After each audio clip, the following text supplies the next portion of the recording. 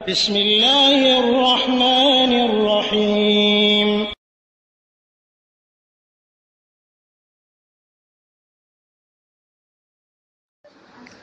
আসসালামু আলাইকুম রহমতুল্লাহি ওয়াবারাকাতুহ। আলহামদুলিল্লাহ ওয়াসসালাতু ওয়াসসালামু আলা রাসূলিল্লাহ ওয়া আলা আলিহি ওয়া সাহবিহি ওয়া মাওয়ালা।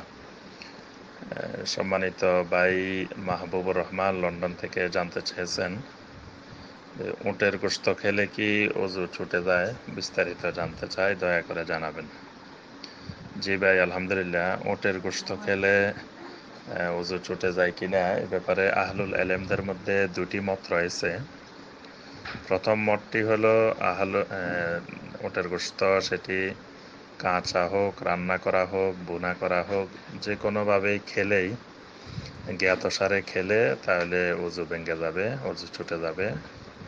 এই ব্যাপারে মতামত দিয়েছেন ইমাম আহমদ বিন হাম্বল রাহিমাহুল্লাহ, ইমাম ইবনে হাজম, ইমাম শাফি, ইমাম ইবনুল মুনজির, ইমাম ইবনে খুজাইমা, ইমাম নববী, ইমাম ইবনে তাইমিয়া রাহিমাহুল্লাহ, ইমাম ইবনুল কাইয়্যিম, ইমাম আশ-শাওকানি, ইমাম আস-সানআনী রাহিমাহুমুল্লাহ।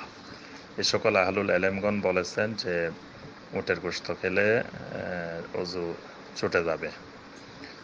আর ইমাম আবু হানিফা রাহমাতুল্লাহ আলাইহি এবং তার দুই সাহেবাইন আনাস ইবনে মালিক রাদিয়াল্লাহু তাআলা আনহু, ওনাদের মত হলো যে উটের গোশত ওযু বাতিল হবে না।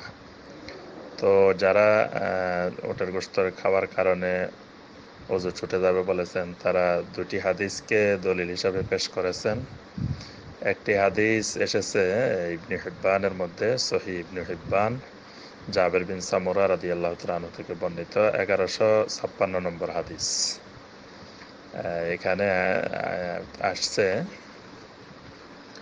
যে নবী সাল্লাল্লাহু আলাইহি সাল্লাম এই ব্যাপারে যে হাদিসটি বলেছেন সেটি হলো, এক ব্যক্তি নবী সাল্লাল্লাহু আলাইহি ওয়াসাল্লামকে জিজ্ঞাসা করলেন যে, ইয়া রাসূলুল্লাহ, আনা তাওয়াদ্দা মিন লুহুমিল গানাম, আমি কি বকরির গোশত খেলে ওযু করব? নবী সাল্লাল্লাহু আলাইহি ওয়াসাল্লাম বললেন, ইন শি'তা ফাতাওয়াদ্দা ওয়া ইন শি'তা ফালা তাতাওয়াদ্দা, ইচ্ছা করলে তুমি ওযু করতেও পারো, ইচ্ছা করলে নাও করতে পারো।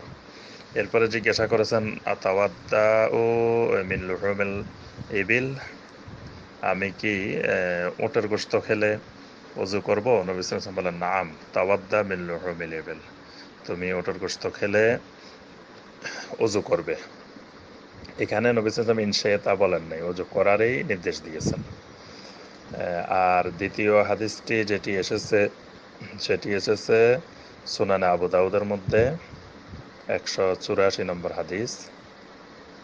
তো এখানে এসেছে যে নবী সাল্লাল্লাহু আলাইহি সাল্লামকে জিজ্ঞাসা করা হলো যে উটের গোশত খেলে ওযু করা লাগবে কিনা। নবী সাল্লাল্লাহু আলাইহি ওয়াসাল্লাম বললেন, তাওয়াদ্দাউ মিনহা, যে তোমরা উটের গোশত খেলে অবশ্যই ওযু করবে। কেন ওযু করতে বলেছেন, এটার হিকমা আল্লাহ রাব্বুল আলামিন ভালো জানেন। নবী সাল্লাল্লাহু আলাইহি সাল্লাম এর কোনো কারণ ব্যাখ্যা করেন নাই। আর যারা বলেছেন যে উটের গোশত খেলে ওযু লাগবে না, তারাও কয়েকটি হাদিসকে দলিল হিসাবে পেশ করেছেন।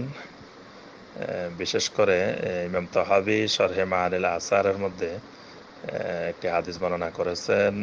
নবী সাল্লাল্লাহু আলাইহি ওয়াসাল্লাম বলছেন যে, কানা আখিরুল আমরাইন মিন রাসূলিল্লাহ সাল্লাল্লাহু আলাইহি ওয়াসাল্লাম তারকুল wudu মিম্মা মাসাতিন নার। নবী সাল্লাল্লাহু আলাইহি ওয়াসাল্লামের শেষ যে বিষয়গুলো ছিল তার মধ্যে একটি বিষয় ছিল যে আগুনে স্পর্শ করা খাবার খেলে ওযু করা, এটি নবী সাল্লাল্লাহু আলাইহি ওয়াসাল্লাম পরিত্যাগ করেছেন। এই হাদিসকে দলিল পেশ করেছেন।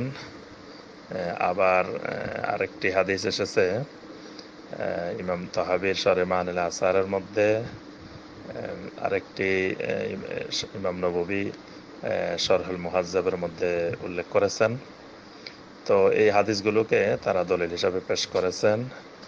তো এই দুটি মতামতের মধ্যে প্রথম মতটি বেশি সহিহ, এটি আকরাবু ইলা সুন্নাহ।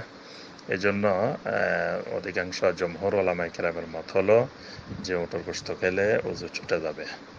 ওয়াল্লাহু আ'লামু বিস-সাওয়াব ওয়া বিল্লাহি তাওফীক ওয়া সাল্লাল্লাহু আলা নাবিয়্যিনা মুহাম্মদ ওয়া আলিহি ওয়া সাহবিহি ওয়া সাল্লাম। আসসালামু আলাইকুম ওয়া রাহমাতুল্লাহি ওয়া বারাকাতুহু।